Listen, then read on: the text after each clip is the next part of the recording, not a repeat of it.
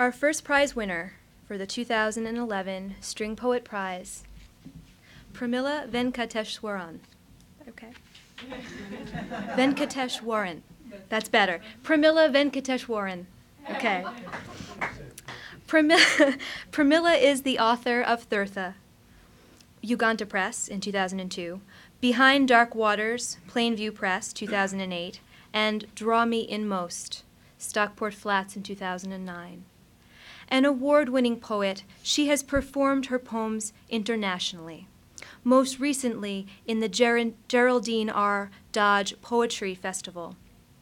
Her essays and reviews have appeared in Women's Studies Quarterly, Journal of Post-Colonial Writing, and Socialism and Democracy. She is an associate professor of English at Nassau Community College. She plays the violin and sings Indian classical music. Her winning poem, Kummi Dance, has now been set to music for piano and violin by composer Beth Anderson, commissioned by String Poet. Kummi Dance is a vivid whirl of the sacred and sensual as temple bells ring and the speaker sashays out in a bright red skirt and a zari top. The Kummi Dance is a popular folk melody of South India that is sung and danced to during festival season.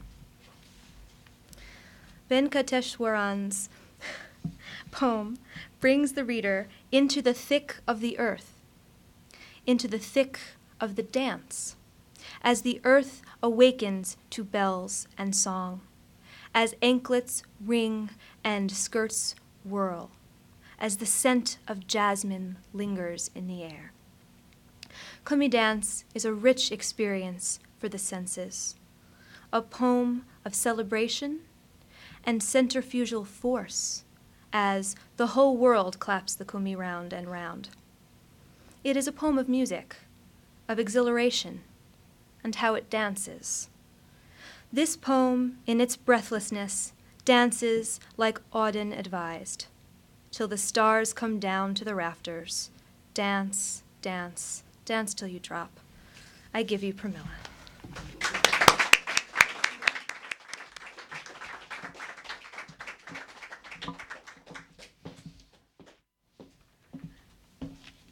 Thank you, Annabelle, for that absolutely gorgeous introduction. And I would also like to thank Pat Fargnoli for taking the trouble to do the judging. And it gives me enormous pleasure to actually read in this wonderful space. And being a musician, it's sort of very special for me to be here and read to you.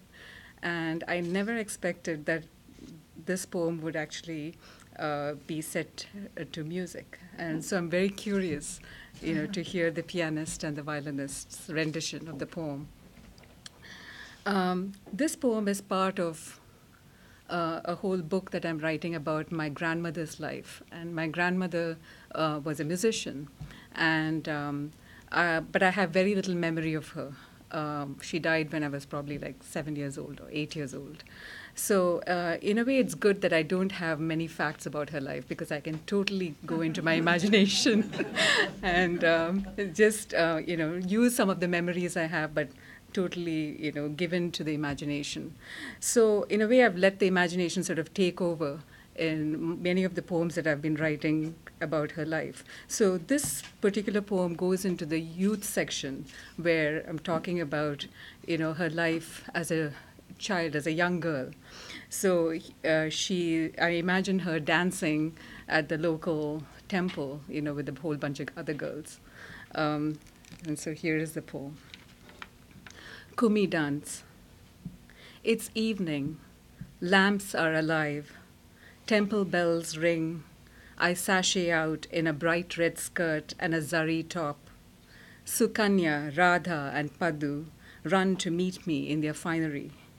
Skirts flying, we dance in a circle, clapping as we move our hips and twirl, plaits flying, steps beating, the earth awake to bells and song.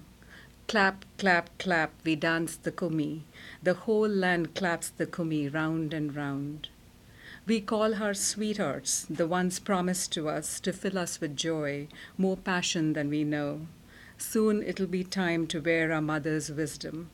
Clap, clap, clap, we dance the Kummi, the whole land claps the Kummi round and round. We are birds widening the sky of earth, feet flying, skirts barely touching the ground, anklets ringing, faces bathed in jasmine and sweat, breath in our bodies bursting the hooks holding our blouses in place. Clap, clap, clap, we dance the Kummi.